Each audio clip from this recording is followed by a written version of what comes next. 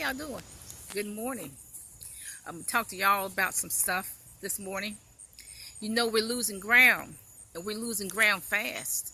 We're losing ground to the illegals, to the Central American illegals, just by the sheer numbers. They outnumber us. The whites are losing ground. The blacks are losing ground. I'm not racist. I'm real. This is not a racist video. But everybody's losing ground by the sheer numbers.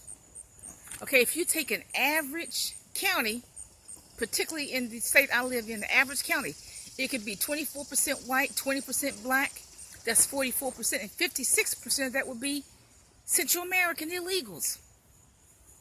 They are outnumbering us by the sheer numbers, and we are losing ground economically. Now, let me give you an example. The only way I can explain this is to give you some examples. In the construction industry, this white construction company gave this illegal a reference to ICE, saying that if he does come back to America, he automatically has a job. Now, I have never known a construction company to do that for a black man or a white man. I've never even heard of that. Now, you take like my lawn. My lawn has an invasive species. It's some type of grass that comes from Japan. I used to have 100% grass lawn, but this invasive species from Japan, some type of invasive grass, have pretty much taken 80% of my lawn. Over 80% of my lawn. And I don't even know how to get rid of that stuff. Okay? I mean, if I cover it on one, it's going to grow in another area. Okay? If I cover it up in one area, it's going to grow in another area. Okay? And they're like that grass. They like an invasive species or an invasive ethnic group. Okay, they've taken over the lawn. They've taken over economically everything, okay? Now, I used to go to yard sales, a few years ago. I used to go to yard sales just about every week. Sometimes I used to have some people in my car, and we used to go to these yard sales and get all kinds of nice stuff, relics. I remember getting an appliance that cost $150. I got it for $10. But I've hardly gone to any yard sales. Why? Because, you know what, the illegals, the Central American illegals, mess up the yard sales. They just do. So I don't hardly go to any yard sales. There's hardly any yard sales where I live, except, unless somebody's having an estate sale. They have messed up the yard sales. I mean, that's just the truth of the matter. Okay, they've messed it up. There used to be a warehouse. It was a converted Kmart store. They used to have a lot of vendors there. You can get soaps, African clothing, pocketbooks, etc. Watches, but now they have 100%, the Central Americans have 100% taken over that warehouse. And I don't know if anybody goes there, white or black, okay? They have 100% taken over it, okay? The truth is they just messed up the yard sales, okay? That's the only way I can think of it. I can explain that, okay? Just by their sheer numbers. I mean, if 5,000 illegals go to a yard sale, that leaves out the blacks and the whites circulating money. They're going to all pay for it and buy everything, okay? Now, let's look at the housing markets. Now, in my area, as in a lot of other areas, like Ohio.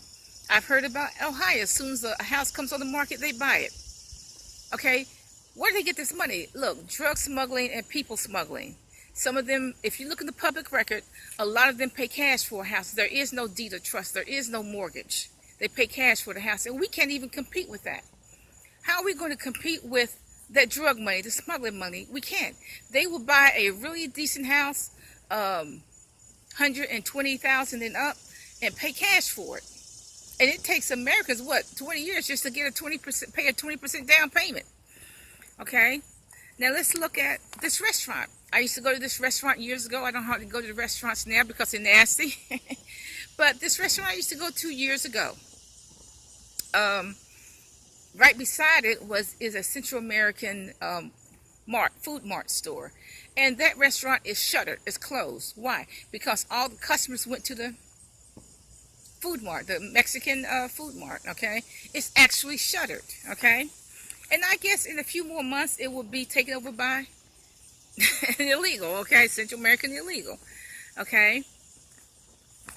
Now, you look at, in this particular area where I live, when I first came here, there used to be a lot of white businesses and a lot of black businesses. in this particular area. And a lot of those buildings, I admit, they were abandoned. But look, 97% of those buildings are taken over by Central American illegals. 97% of those buildings taken over, and these are buildings that are banks, restaurants, drugstores, whatever, taken over by illegals. Just by their sheer numbers, they outnumber us. Excuse me. Just by the sheer numbers. Okay? And there's nothing we can do. There's this restaurant that's being built. It is in prime real estate. It's 2 restaurants, a side-by-side restaurant. And you know what? That is prime real estate. That has to be a $2 to $5 million investment. Where do they get all this money? Now look, we cannot, the blacks cannot compete with that. The whites cannot compete with that. Okay, look, I mean, there's so much money to be made in smuggling drugs and smuggling people. You know, so they taking their drug money. They're not buying chinchilla coats. Okay, they're not buying the chinchilla coats. They're not buying the alpaca rug. They're not buying that. They're taking that money and buying restaurants. This particular area, this prime real estate, 2 restaurants side by side, has to be a $2 or $3 million, $5 million investment. Okay, Mexican restaurant or Salvadoran, whatever, Central American restaurant. Okay, we're losing ground and they beating us by the sheer numbers. We're losing ground. We're losing ground fast, and we're citizens. Okay, and we're losing ground fast. Okay, because we don't have $2 million, $5 million to put into a restaurant.